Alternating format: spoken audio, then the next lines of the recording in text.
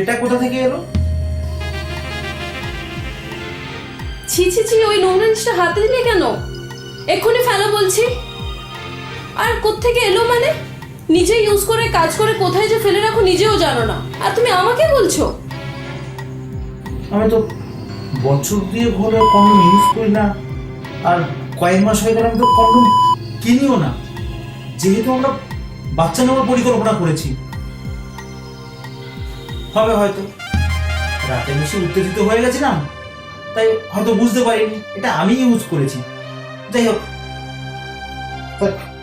আমারও অফিসে দেরি হয়ে যাচ্ছে, আমি অফিসে যাই।